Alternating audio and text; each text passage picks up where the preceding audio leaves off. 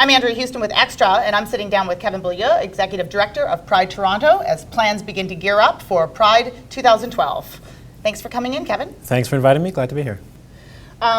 Recently, Rob Ford has dominated headlines once again with regard to Pride. He's been invited by Pride, as he is every year, Yep. and as have the other councillors. What are your thoughts on what's happening, that he has already stated that he's going to the cottage? He has now stated that he doesn't plan on going to the International Day Against Homophobia and Transphobia with Brian Burke and PFLAG. What are your thoughts on this? I think it's important that he, there is a history there. Just on his radio show this week, he didn't make some remarks, but there were some remarks made on his show that, were reminiscent of some remarks he made as a councillor about queers. Unchallenged remarks.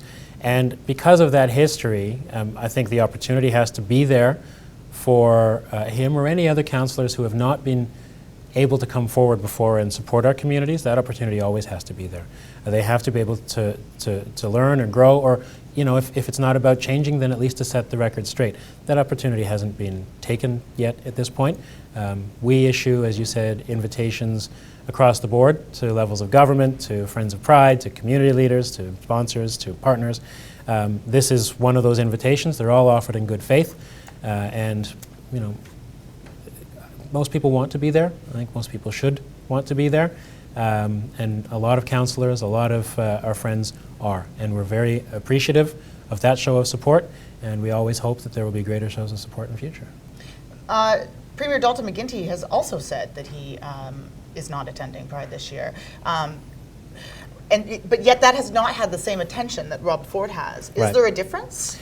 Well, let me be clear. It's not Pride Toronto that really brings the attention to this. All Pride does is issue the invitations, and then it's fascinating to see what the response to that is, what that leads to in the media and in the community. It leads to a great deal of discussion because of speculation about past comments and so on when it comes to the mayor. I mean, Dalton McGinty has been at our events in the past. There isn't the same sort of lingering question in some people's minds. He's also the Premier of the province. This is a Toronto event specifically for the Toronto community, although it draws a lot of people here, of course, and we're happy about that. But it's our local representatives who really we feel the strongest connection to that way, because it is a local event.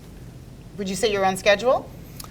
Yeah, I would say we're on schedule. I check in pretty regularly with, again, our volunteers and the terrific staff that we have, just to make sure that we're meeting key milestones and that we're ready to announce things a little later this month. I would say that things are going pretty well this year.